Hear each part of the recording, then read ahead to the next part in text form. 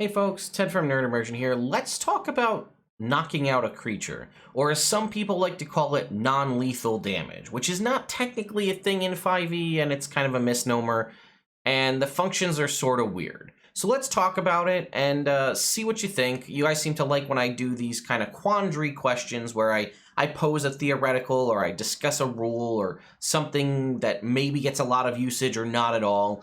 And then you and I talk about it, and you guys sound off in the comments and tell me stories about the fun things you've done. And I also really enjoy that. It's nice to just have an open and a discussion and conversation.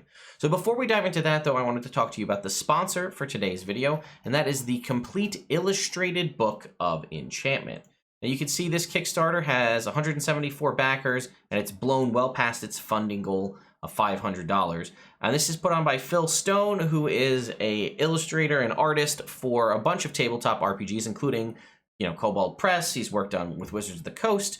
And basically what it is it's a book similar to a book like this, and I'll show these off in a second, where it basically has all of the enchantment spells in the game, and you can get it in PDF, hardcover, or softcover. The hardcover is only $25, so that's pretty cheap overall. And it's a beautifully illustrated book like this that you can see. Here's the Vicious Mockery one up close, showing this off for you here. But basically, yeah, you've got black and white art that looks phenomenal. It reminds me very evocative of World of Darkness in my mind. And then, yeah, if you wanted to have more prop-style spell books at your table rather than spell cards, you could essentially grab the Book of Enchantment and have it, and it would be all of the enchantment spells that you could flip through, which again will make it look more like you're a wizard or whatever you are casting your spells. And again, this is the 7th of the 8 schools of magic, so the other 6 have been out there, and I have all 6 of them here. Phil was nice enough to send them to me. And you can also pick those up via Phil's store, which I'll link that in the description. But I believe they're also going to be add-ons, as you can see here, listed as add-on books when you go and fill out your pledge manager. If you really want to bring the level of roleplay to another level, let your players have this, and then you can have them read the Latin scripture to try and summon a Balor or whatnot to the table. So thank you, Phil, for sponsoring this, and go check out the complete illustrated book of enchantment. Again, link in the description. So let's jump over to D&D Beyond, and let's talk about knocking out a creature. It's right here. Sometimes an attacker wants to incapacitate a foe rather than dealing a killing blow. When an attacker reduces a creature to 0 hit points with a melee attack, the attacker can knock the creature out. The attacker can make this choice the instant the damage is dealt. The creature falls unconscious and is stable. So that's something that I don't feel is often discussed. You don't have to, it doesn't seem like you have to declare that before you deal the damage. It says you can make that choice the instant the damage is dealt. Now, I don't know how that's supposed to work roleplay-wise. I guess if you're swinging on the aligned edge of a sword, you can, screw up your edge alignment and hit somebody with the flat of the blade and knock them out. But it also says with a melee attack. Now, if we're following 5th edition rules, it does not state a melee spell attack. It does not state a melee weapon attack. It is a melee attack. So according to this, I can knock you out with Shocking Grasp just as much as I can do with my fist or a warhammer. There's no difference there. It's a melee attack, and it says the triggering. So I'm treating this kind of similar to a counterspell or a reactionary based thing, because the trigger for this is when an attacker reduces a creature to 0 hit points, they can knock out the creature, and they can make that choice the instant the damage is dealt. So I don't need to tell you I'm going to try to do non-lethal damage, which again is not a thing. That is a thing from older editions, subdual damage, non-lethal damage. Those are terminologies that exist in older editions of D&D. It does not exist in 5e. It's just like how people always say attacks of opportunity, but I think the 5e terminology is opportunity attack. It's just nomenclature that people get mixed up. I mean, we've come a long way, but I remember 5-foot steps. People were always trying to do 5-foot steps at the start of 5e. That's not a thing either, but people were used to that. So yeah, there is no non-lethal damage. It's covered in this one paragraph in the player's handbook under combat, which is technically, I guess it's not even listed out on the sub bars on D&D Beyond. But yeah, it's knocking a creature out. That's it. That's the whole thing. When an attack reduces a creature to 0 hit points, you can knock them out. And you can choose to make that call when you deal the damage. So I don't need to tell you ahead of time I'm going to do this non-lethally. I'm going to hit him with my sword non-lethally. Well, I don't have to do that. The trigger is when I take a creature to 0 hit points.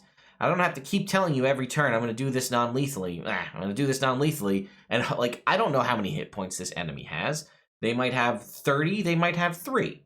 So my next hit might take them down to 0 hit points. You could preempt the DM and say, hey, I'm going to try to do this. I don't want to kill them.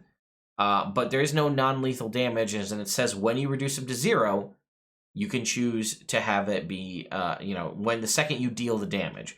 So when you're dealing the damage, that will tell you if you take a creature to 0, and you say, okay, I'm taking them to 0, I don't want to do it. It also doesn't have any qualifiers there that says there's no reason you can't non-lethally sneak attack someone, or non-lethally smite them with a Paladin's Divine Smite, or any other enhancing ability that boosts the damage of your attacks, spells, green flame blade, booming blade, whatever. It doesn't say. It's a melee attack. All of those are functions of a melee attack. A melee spell attack is still a spell attack. A melee spell attack, or a spell attack done in melee, is still a melee attack. So as I'm reading it, which I'm pretty sure is how it's determined, if you're hitting him in melee, you can't do it ranged. That's the only thing you can't do. I can't shoot you with an Eldritch Blast and knock you unconscious. I can't shoot you with an arrow and knock you unconscious. Those are not melee attacks. Those are ranged attacks, or be it a ranged spell attack and a ranged weapon attack, respectively. But yeah, I can do this in melee. So you want to take somebody out, Paladin? Fucking charge that thing with Divine Smite and just go. Just take them right out, knock them unconscious, roll all those d8s of radiant damage, and don't have any fear for your god saying you can't do that, because the rules as written say you can. But what do you guys think?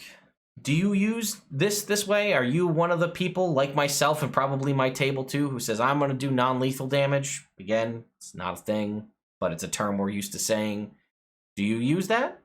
Do you have specific other rules where... Because it also, like, I can knock you unconscious with a bludgeoning weapon, but I can also knock you unconscious with a dagger, with a halberd, with anything like that. I can do it with sharp, pointy weapons. I could be swinging a flail around at full speed and apparently crack you just the right way to knock you unconscious.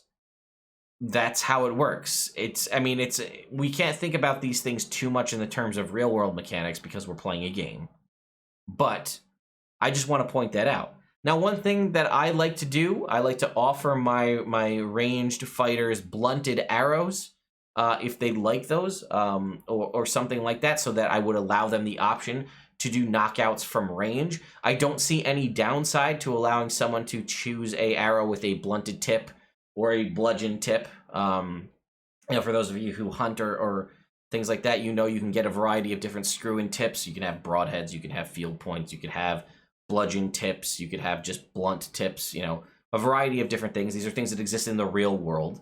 There's no reason they couldn't exist in the D&D world, although they might be a specific arrow, right? If you want to live your green arrow, want to put your big boxing glove on the end of your arrow and shoot someone to knock them out, I don't see any downside to that. I obviously feel like it's a little harder to knock somebody out with a firebolt, a non-lethal blast of fire. But then again, shocking grasp can work too. But in my head, I also could justify that about, like, I'm just shocking your system into, like, a stun gun and I'm knocking you out. But then again, like, a lightning lure wouldn't work because it's a ranged attack. I don't know. So I'm curious how you handle this in your games. Does it come up? Are your parties just a bunch of murder hobos? Just they're taking people out left and right, no even use for knocking people unconscious? Because I've seen it go both ways, right? I've had a DM tell me I couldn't knock somebody out with smite because it was radiant damage, and their head it could only be bludgeoning damage that knocked them out. That's not a rule anywhere in the book, but in their head that made sense, and I think they were a DM from older editions, so bludgeoning damage made sense to them. And I was like, well, I want to knock him out with my sword, and the DM's like, that doesn't work, or you can't knock him out with a dagger. And then they had it in their head that any elemental typed damage or anything other than weapon damage wouldn't work. And I was like, but it's a function of the swing, it should do it. So I'm curious, how do you handle it at your table? Have you been frustrated at what your DM has allowed you to do? Does your DM have some other rules that they do, that how they handle knocking a creature out? Were you even aware that the rules existed as they do in this section of the combat section of the player's handbook? I know sometimes I do these things where I talk about different things in the Dungeon Master's Guide or the player's handbook, and people are like, I didn't even know that that was a thing. So I'm curious, how do you handle falling unconscious? I guess not falling unconscious, just knocking somebody unconscious in 5e. Let me know your thoughts in the comments down below. Be sure to go check out the complete illustrated book of enchantment over on Kickstarter. I will see you all next time.